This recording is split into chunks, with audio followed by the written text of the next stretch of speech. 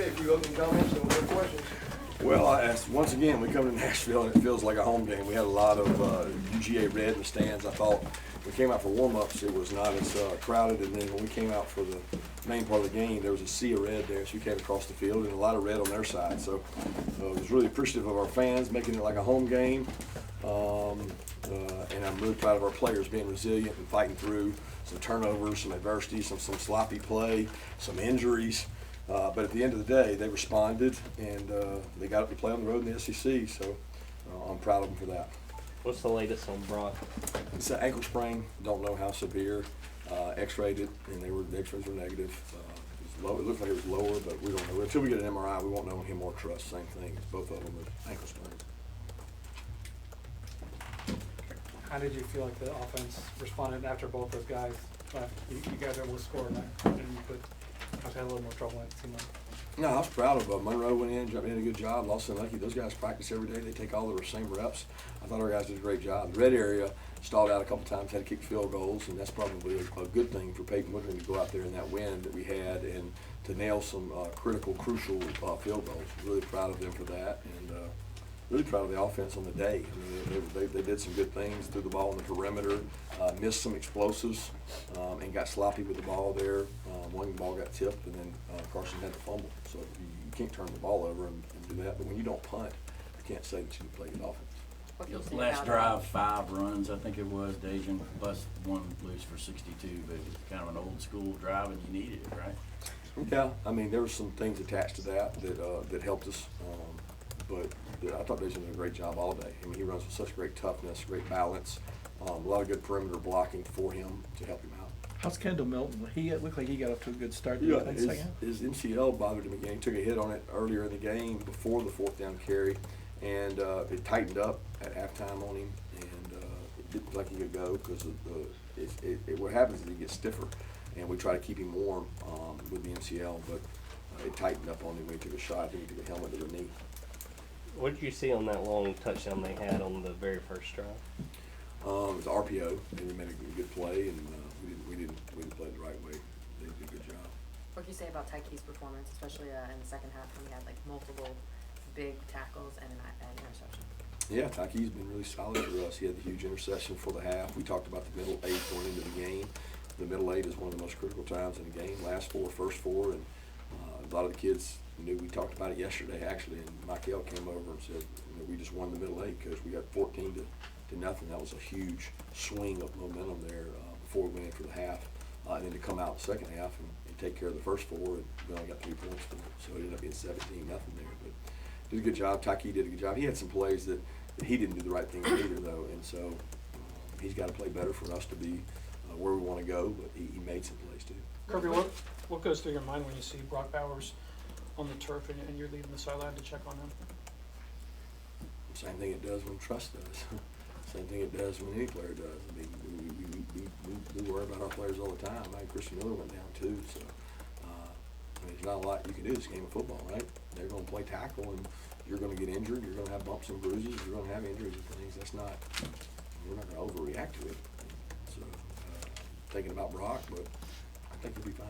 What's your reaction when you see Carson Beck go to make that tackle to prevent that interception or pick 6 there? I mean, he didn't need to throw it. He didn't need to throw the interception. The ball got tipped, I believe, but he made a great effort to get over there and get the guy, and gave us a chance defensively, which is critical. But we can't have those kind of mistakes either. What was your message? On the other turnover, y'all did stop him. I think it was a 3 and out. I can't remember quite. That's the first time a lot of that's happening. Yeah, sudden change we talk about a lot. I mean, I don't know what makes a team good sudden change and bad sudden change. You're either good on defense or you're not. It doesn't matter when you go out there. But sudden change is critical, and that was a big stop. And that end of the field was kicking right in the teeth of the wind. I didn't feel like he could make that field goal, and we chose not to kick field goals down there because we had to be able to go for it. It was pretty strong wind. Do you feel like the bye week's coming at the right time, just kind of with the injuries that you guys are battling with at the moment? I've never had a bye week that came at the wrong time. So, I feel great about the bye week. I'm glad it's here, and we'll try to get better. And not, people don't understand what a bye week really is. I mean, it's an opportunity for a growth week. For me, it's not a bye week. I don't look at it as time off. We got some players that need it, and we're a banged up football team. We still got guys that are missing practice and missing time, and then trying to go out there and play. But we'll try to get him healthy. Notre Dame Jackson, what is he doing? Yeah, he got sick last night and was with us. We thought he was gonna be able to play, and he's dealing with maybe some infection. I'm not sure. I just know he's sick. How did Ladd come out of this? I saw he was able to get into action early. Seemed fine. I think the deal with Ladd is he gets tight like at halftime. You know, he stiffens up, and that's just trying to stay loose and a little bit of stamina because he doesn't get to practice as much as the other guys. But I didn't think anything happened to set him back. Don Lovett had 9 catches today. I mean, how much more comfortable is he getting in this offense, both in some of the extended run game stuff and also some of the routes deeper downfield? You got that extended run. I do. I think about it all the time. That's great. I'm glad we got that knowledge from you there. I didn't have to make a comment, so that's good. He's been a good extension, and we've really tried to get him to believe in that is exactly what it is. It's a run. There's no need to dance, no need to juke, no need to stop because they're coming. I can promise you they're coming. You need to get 2 to 3 yards after contact, and if we get you 7 or 8, and I thought we started the game off with Dylan Bell doing that day. I mean, there were several times that the ball's in space and making people defend the entire field is frustrating, for a defense. What's your message to Monroe and Lawson when they're going in there to play a bigger role than they have in the past? Proud of them. There's no message. They go into the game ready to play. I didn't say a word to them. They understand. We do 1 million walkthroughs and 1 million practices, and I've been telling Stacy and those guys, you got to put Monroe in there. You can't just go in the game. Put him in there with the ones and let him practice and let him see what it's like to go against our guys. So that moment came and it wasn't too big for him. And I thought he did a good job. Do you feel like McConkey's kind of coming back into his old self with just some big catches and some more yardage today? Yeah, I thought that was huge confidence for him, for our team. I think Carson trusts him.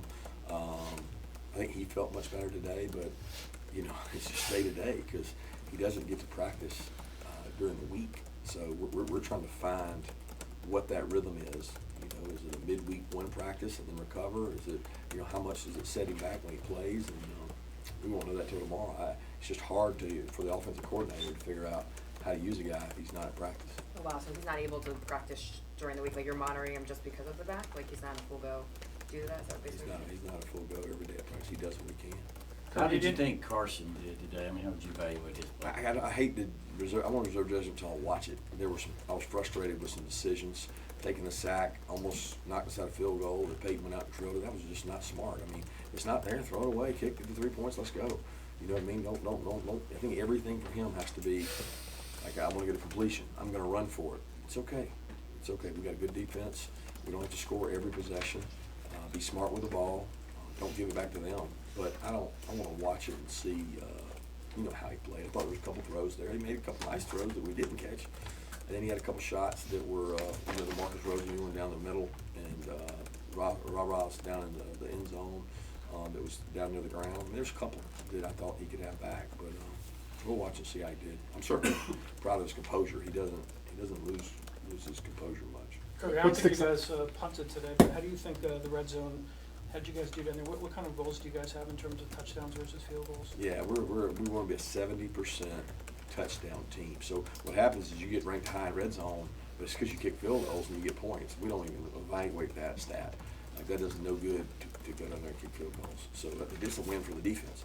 So I don't know what we were today. We were not 70% touchdowns in the red area. Hell, we weren't. I don't think we were 70% touchdowns against Kentucky. I don't think we were. I think we were 67 or something. But it's a hard goal to make, but it's the goal that we expect, and we fell short of that today. But offense has been bouncing back on that goal. Defensively is the one that's been disappointing to not keep people out at a higher rate in touchdowns.